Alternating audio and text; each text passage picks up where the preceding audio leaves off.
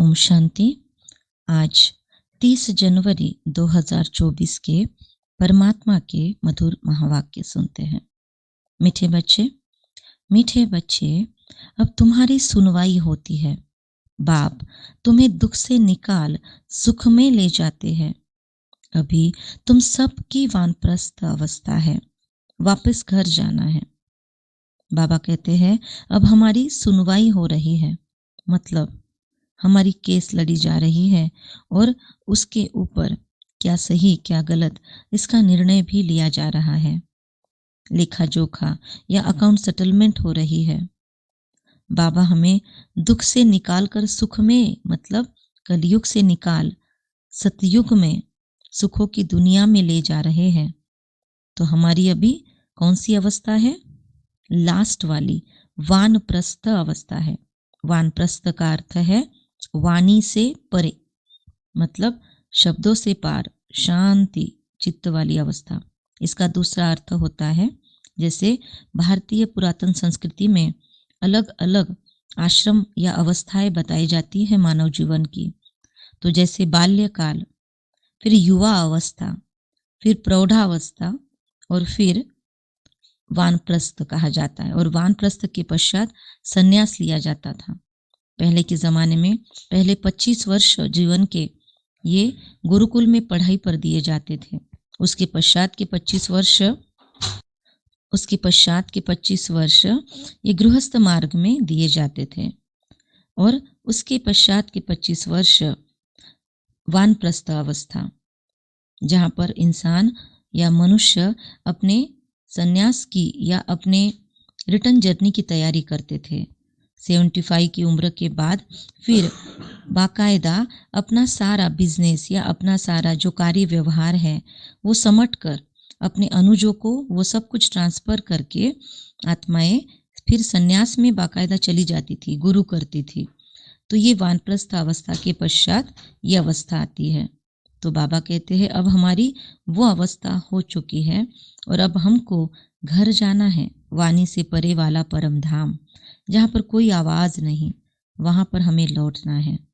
प्रश्न है, सदा योग युक्त रहने तथा श्रीमत पर चलने की आज्ञा बार बार हर बच्चे को क्यों मिलती है? बाबा रोज रोज हमें योग युक्त रहने के लिए योगी बनो, पवित्र बनो, यह आज्ञाएं क्यों देते हैं? या बार बार श्रीमत पर चलने की हमको डायरेक्शंस क्यों मिलती है? तो बाबा कहते बार बार हर बच्चे को क्यों मिलती है ये डायरेक्शन? क्योंकि अभी अंतिम विनाश का दृश्य सामने है। करोड़ों मनुष्य मरेंगे, नेचुरल कैलामिटीज होंगी। उस समय स्थिति एक रस रहे, सब दृश्य देखते भी मिरुआ मौत, मलू का शिकार, ऐसा अनुभव हो, उसके लिए योग युक्त बनना पड़े। क्या अर्थ हुआ? ये एक प्रोवर्ब है, एक कहावत है, निरुआ मौत मलू का शिकार। मतलब इसका एज इट इज वर्डिंग से अर्थ नहीं निकलता।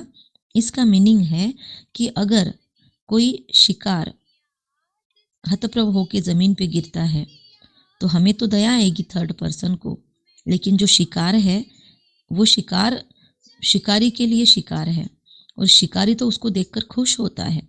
मतलब कोई शिकार अगर अपने प्राण छोड़ता है या ख़त्म होता है तो शिकारी उसको देखकर रोएगा नहीं, उसको तो खुशी होगी कि वाह, क्योंकि उसने ही वो शिकार किया है या उसको पता है कि उसके सिवाय उसकी ज़िंदगी नहीं चलने वाली।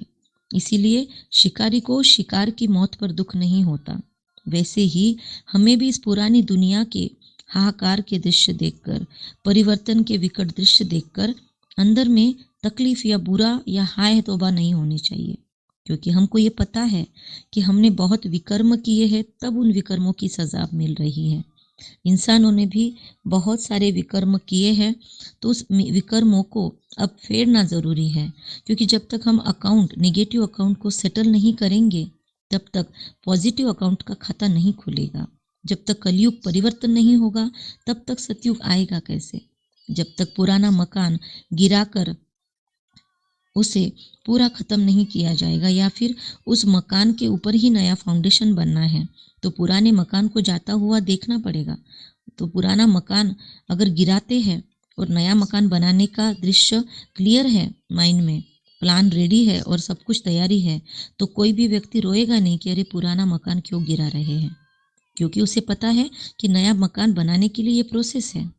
इसीलिए इस दुनिया में भी परिवर्तन की जो प्रोसेस हो रही है उसमें बहुत सारी चीज़ें हैं, उस पर हम चिंतन कर सकते हैं, लेकिन उनको देखकर हमें तकलीफ नहीं होगी।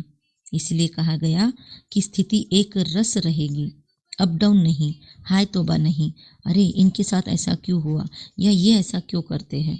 जो भी चल रहा है, जैसे भी चल रहा है, वह एक्यूरेट है, क्योंकि यह इस सृष्टि ड्रामा का एक्यूरेट राज है। हर एक ड्रामा के अंदर विलन भी होते हैं और हीरोज भी होते हैं। इसलिए ना किसी का रोल प्ले देखकर, ना किसी परिस्थिति को देखकर हम डामाडोल होंगे। इसीलिए बाबा कहते हैं कि सब दृश्य देख भी मिरुआ मौत मलू का शिकार। तो ये लिख कर रखना है, जो भी नए बच्चे हैं अपनी डायरी में ऐसे नए नए प्रोवर्ब्स या कहावतें जब आती है तो हमें उस पर लिख कर चिंतन करना चाहिए, ताकि अगली बार मुरली में अगर उसको एक्सप्लेन ना भी किया जाए तो हमें उसका अर्थ पता है। अच्छा, बाबा कहते हैं ऐसा अनुभव हो उसके लिए योग युक्त बनना पड़े। श्रीमत पर चलने वाले योगी बच्चे ही मौज में रहेंगे। उनकी बुद्धि में रहेगा हम तो पुराना शरीर छोड़ अपने स्वीट होम में जाएंगे, तो खुद के भी शरीर छोड़ने का दर्द तकलीफ दुख नहीं होगा। उल्टा फिर ये भावनाएं हमारे अंदर हमेशा हम प्रैक्टिस करते रहेंगे, तो जब सच में हमारी अंतिम अवस्था या मृत्यु आएगी हमारे सामने, तो हम उसे बहुत ढाढ़स से फेस कर सकेंगे। बाबा कहते हैं अच्छा, मामेकम याद करते रहो तो पाप कट जाएंगे। मीठे मीठे सिखिलदे बच्चों प्रति माता पिता बाप दादा का याद प्यार और गुड मॉर्निंग। रूहानी बाप की रूहानी बच्चों को नमस्ते। हम रूहानी बच्चों की रूहानी माता पिता बाप दादा को याद प्यार गुड मॉर्निंग और नमस्ते। वाह बाबा वाह, शुक्रिया बाबा शुक्रिया। धारणा के लिए लाइट हाउस बन सबको रास्ता बताना है, बुद्धि हद से निकाल बेहद में रखनी है। लाइट हाउस बन सबको रास्ता बताना है, जैसे समुंदर के बीचों बीच जहाजों के लिए लाइट हाउस बनाए जाते हैं। रात में जब नैया या बड़ी बड़ी शिप्स भी भटकने लगती है तो लाइट हाउस देखकर उनको रास्ते का पता पड़ जाता है। तो लाइट हाउस बनकर हमको सबको इस दुनिया में जो भटक रहे हैं अंधकार में, सबको रास्ता बताना है। बुद्धि हद से निकाल बेहद में रखनी है और स्वदर्शन चक्रधारी बनना है। अब हमें वापस घर जाना है, इसीलिए इस वानप्रस्थ अवस्था में सतो प्रधान बनने का पुरुषार्थ करना है। अपना टाइम वेस्ट नहीं करना है, अपना टाइम वेस्ट नहीं करना है और तैयारी करनी है। जैसे कहीं निकलना है, ट्रैवलिंग फिक्स है, जाना है, ये कंफर्म है, तो फिर हम अपनी बैग भरने लगते हैं। ऐसे नहीं कि क्यों जाना पड़ रहा है, क्यों जाना है, हमने ही तय की ना जर्नी, और हमें उस जर्नी के बाद आगे हम कहाँ पहुँचने वाले हैं ये भी पता है। तो कभी भी ट्रैवलर को तो खुशी होगी, तो हमें भी खुशी खुशी अपने लौटने की तैयारी करनी है, क्योंकि रिटर्न जर्नी है, जिस घर से आए थे वहाँ लौटना है। तो अपना टाइम वेस्ट नहीं करना है फिर, क्योंकि पता है टाइम कम है, फ्लाइट रेडी है हमारी, तो अपना टाइम वेस्ट थोड़ी करेंगे। लाइट हाउस बन के हमको सबको रास्ता भी बताना है, और बुद्धि हदों से निकाल कर ये मेरा वो मेरा, ऐसी हदों से बुद्धि निकाल कर अनलिमिटेड रखनी है कि सारा विश्व मेरा कुटुंब है और सारे विश्व का कल्याण करना है, ना कि सिर्फ अपने घर परिवार का, अपने बाल बच्चों का, केवल उसमें ही बिजी नहीं रहना है। वो जिम्मेदारियां निभाते निभाते हमें विश्व की भी आत्माओं को सुख देने की अपनी तैयारी, अपनी प्रिपरेशन करनी ही है, और खुद को उसके लिए रेडी करना है कि कैसे कोई मुझ आत्मा को देखकर, मेरी लाइफस्टाइल को देखकर, मेरे चेहरे को देखकर, मेरे जीवन यापन को देखकर कुछ सीख ले, या उन्हें कुछ मिले मेरे जीवन से, उन्हें एटलीस्ट मुझे देखकर खुशी तो मिले। इतना तो मैं करूं, मेरा चेहरा इतना तो प्रसन्नचित रहे, भले जिंदगी में कुछ भी ऊंच नीच है, पर मेरा चेहरा और मेरी चाल चलन, मेरी लाइफ अनेकों का कल्याण करने के, उद्धार करने के निमित्त बने, कभी कभी डायरेक्टली भी और कभी इनडायरेक्टली भी। तो इसीलिए ये अगर हमारा टारगेट क्लियर होगा तो हमारी बुद्धि कभी भी हदों में नहीं फंसेगी, हम स्वदर्शन चक्रधारी इजीली बन जाएंगे। स्वदर्शन चक्रधारी का अर्थ तो सभी को अब तक पता ही हो चुका होगा। पांचों युगों में हमने कौन से श्रेष्ठ स्वरूप धारण किए। सतयुग में देवी देवताओं का स्वरूप, फिर द्वापर युग में, त्रेता युग में भी देवी देवता, द्वापर युग में हमारी ही मूर्तियों का निर्माण हमने करके हम ही पूज्य से पुजारी बने। लेकिन द्वापर युग के वो हमारे मंदिरों की मूर्तियों का हम स्मृति कर सकते हैं, स्मरण कर सकते हैं और खुद को फिर से नशा चढ़ा सकते हैं।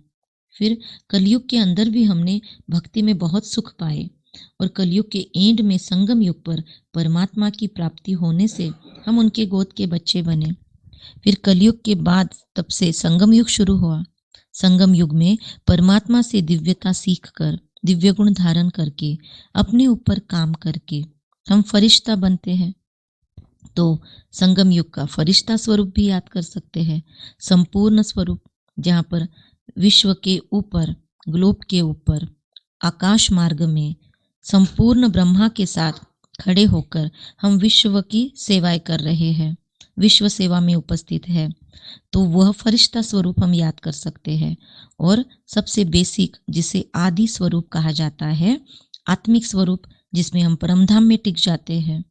तो परमधाम वाला आदि स्वरूप सतयुग वाले को कहते हैं, परमधाम वाले को कहते हैं अनादि स्वरूप, और सतयुग के स्वरूप को कहते हैं आदि स्वरूप, और जो बीच में पूज्य स्वरूप है उसे कहते हैं मध्य का स्वरूप। तो हम ये सारे आदि मध्य अंत वाले अपने स्वरूपों को जब याद करते हैं तो उस योग को कहते हैं स्वदर्शन चक्रधारी। अब सुनते हैं वरदान। संबंध संपर्क में आते डायमंड बन डायमंड को देखने वाले बेदाग डायमंड भव। संबंध संपर्क में आते डायमंड बन डायमंड को देखने वाले बेदाग डायमंड भव। बाप दादा की श्रीमत है कि डायमंड बन डायमंड को देखना है। आत्मा डायमंड है, हीरा है, तो हम हीरा खुद को समझ के औरों को हीरा देखें। चाहे कोई आत्मा काला कोयला एकदम तमोगुनी भी हो, लेकिन हमारी दृष्टि पड़ने से उसका कालापन कम हो जाए, इतने हम शक्तिशाली बने। अमृत वेले से रात तक जितनों के भी संबंध संपर्क में हम आए, सिर्फ डायमंड बन डायमंड को देखते रहे। तो आज सारा दिन का होमवर्क, जो भी हमारे सामने आए हम उसे डायमंड के रूप में देखते रहेंगे। किसी भी विघ्न अथवा स्वभाव के वश डायमंड पर दाग न लगे। हमारे किसी भी स्वभाव के वश, जिंदगी में आने वाले कोई भी विघ्नों के वश हम आत्मा के चरित्र पर, हमारे डायमंड पर दाग न लगे। चाहे अनेक प्रकार की परिस्थितियों के विघ्न आए, लेकिन हम ऐसे पावरफुल बने जो उसका प्रभाव मुझ आत्मा पर ना पड़े। स्लोगन है, मन और बुद्धि को मन मत से सदा खाली रखने वाले ही आज्ञाकारी है। मन और बुद्धि सदा मन मत से फ्री रहे, वही आज्ञाकारी है। अव्यक्त साइलेंस द्वारा लाइट फरिश्ता स्थिति का अनुभव करने के लिए पॉइंट, जैसे अंतरिक्ष यान वाले ऊंचे होने के कारण सारे पृथ्वी के जहाँ के भी चित्र खींचने चाहे खींच सकते हैं ना सैटेलाइट से, ऐसे साइलेंस की शक्ति से अंतर्मुखता की गुफा में बैठकर साइलेंस की गहरी अनुभूति करो। अंतर्मुखता की गुफा में बैठकर साइलेंस की गहरी अनुभूति करो। यह अनुभूति डबल लाइट फरिश्ता बना देगी। ओम शांति। कम बोलेंगे, मीठा बोलेंगे, सत्य बोलेंगे, सोच समझकर बोलेंगे, निमित्त भाव, निर्माण भाव, निर्मल वाणी रखेंगे। अच्छा, ओम शांति। आपका दिन बहुत बहुत शुभ हो।